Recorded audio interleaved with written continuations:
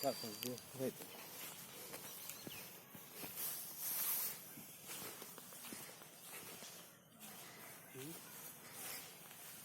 একটা বোঝা যান না।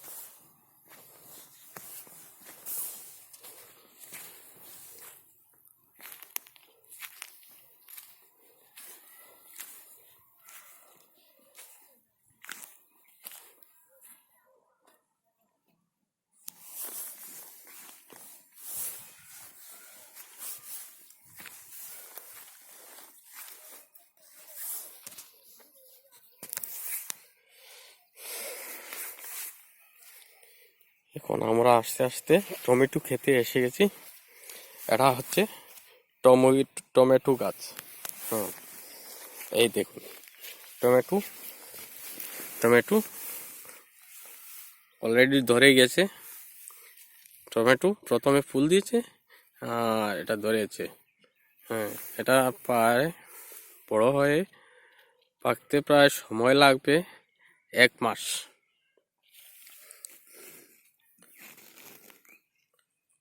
এটা হচ্ছে টমেটো। এটা হচ্ছে টমেটো খেতে। ভিডিওটা তেমন ক্লিয়ার হচ্ছে না, রোদের আলো অতিরিক্ত হওয়ার কারণে। দেখুন কিভাবে টমেটো ক্ষেত হয়। এটা হচ্ছে টমেটো ক্ষেত, আর তার সঙ্গে এদিকে আছে আলু ক্ষেত। এটা হচ্ছে আলুর গাছ। এটা আমাদের লোকাল আলু গাছ। এটা ছোট ছোট, বেশ বড় হয় না আলু, কিন্তু খেতে এই বড় আলুর থেকে এটা সুস্বাদু হয়। আর এটা হচ্ছে ফরাসি ক্ষেত। এটা হচ্ছে ফরাসি গাছ। আমাদের এখানে ভাষাতে বলা হয় ফরাসি। এটা ফুল ধরে গেছে। এটা পাকতে পাকতে প্রায় ধরবে, আরো কয়েকদিন লাগবে ফুল থেকে তার কলাটা বেরিয়ে আসতে। এরপরে পাকবে, পাকতে পাকতে প্রায় দিন লেগে যায়, প্রায় 1.5 মাস লেগে যায়। এখন যাই, এটা হচ্ছে আমাদের কাটাকাল নদী। এটা হচ্ছে কাটাকাল নদী। কাটাকাল নদীর তীরে এসব খেতি হয়। এই দেখুন, এটা হচ্ছে কাটাকাল নদী।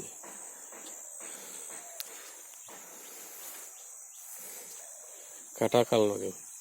আমাদের অ্যাড্রেস হচ্ছে রাজ্যেশ্বরপুর পার্ট 7, ডিস্ট্রিক্ট হাইলাকান্দি, কাটাকাল নদীর তীরে। এটা হচ্ছে কাটাকাল নদী। কি সুন্দর হাঁস দেখা যাচ্ছে নদীর জলের উপরে ঘুরছে হাঁস। মানুষ বালু নিচ্ছে নদী থেকে। এই যে পাকার কাম হয়, পাকার কাম এইসব বালু দিয়ে হয়। আমাদের এই বালুটা অন্য জায়গার বালুর চেয়ে অনেক ভালো।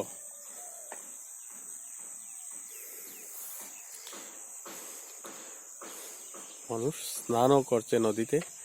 নদীর জলই খুবই সুন্দর। এই সময় নদীর জলটা খুবই সুন্দর হয়।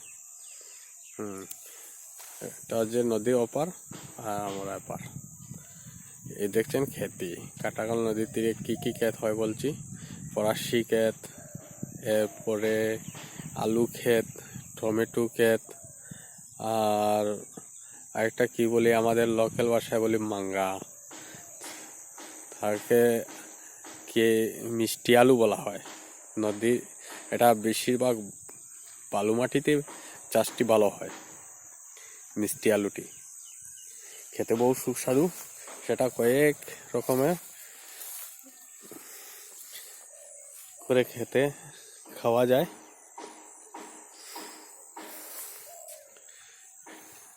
দেখুন কিভাবে নদীতে মানুষ মাছ মারছে, নৌকা নিয়ে আসছে।